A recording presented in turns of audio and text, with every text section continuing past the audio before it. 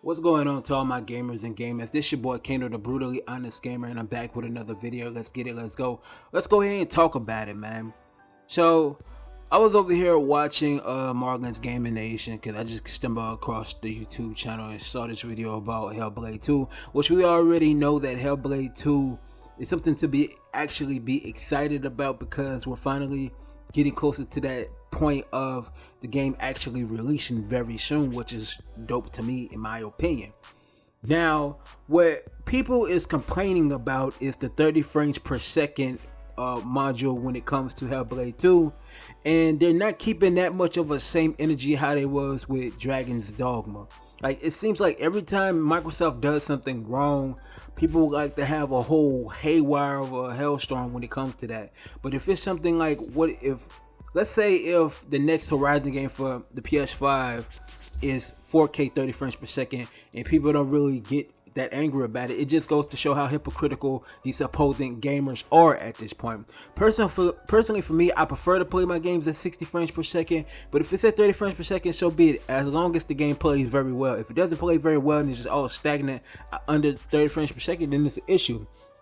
Like how Redfall was. Redfall to me wasn't a good game. It was okay, but it wasn't no good game to be like, oh my god, this is trash. This is garbage truck juice. No, it was alright, in my opinion. But now the game runs flawlessly at 60 frames per second. It still got some dullness within the game, but it's better than what it was. But I digress. Hellblade 2 to me, graphically, is one of the most impressive games that I actually seen, and it's going to be utilizing the Unreal Engine 5 to the highest capacity, which I think is an actual good thing, because a lot of games that's been running on Unreal Engine 5, they still don't have the technology down to the core.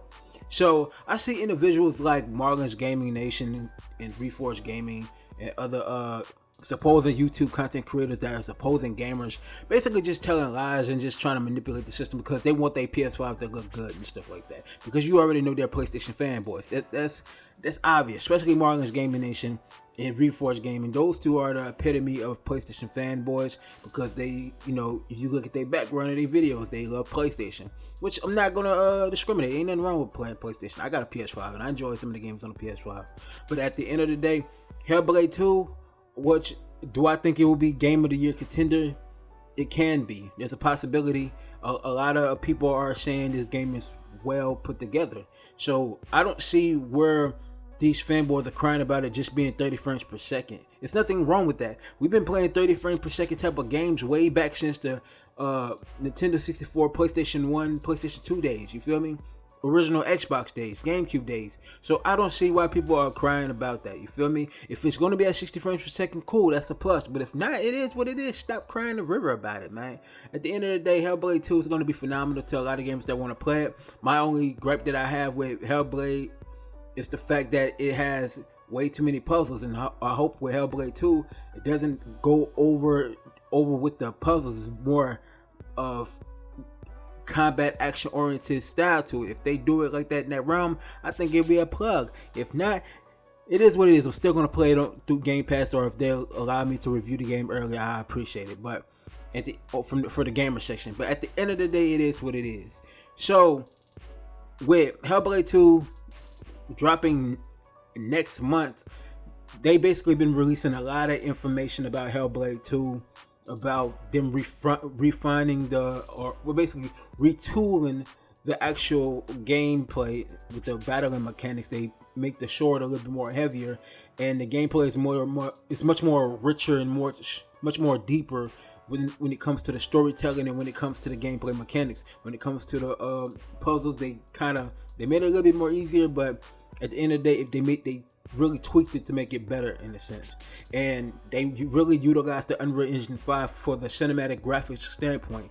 Now personally for me, for what I've seen, I'm interested in Hellblade 2, but I'm not like overly excited about Hellblade 2.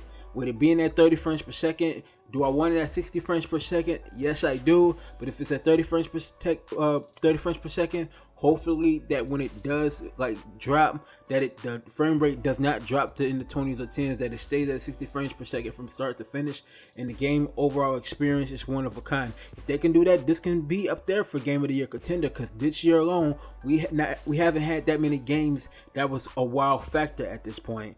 And honestly, if you look at this game, if this was Game of the Year contender, it's not going to win based off the fact that the biasness of the video game awards when they cater to PlayStation. You know, Jeff Keighley, you know, he's a PlayStation fanboy. He's a Kojima fanboy, so you already know how that goes. But comment y'all thoughts below about Hellblade 2 being 30 frames per second. Are you happy about it or you not happy about it? Let me know y'all thoughts, and make sure y'all like, share, comment, subscribe, hit the post notification bell when I drop these videos. You dig? I'm out. Peace.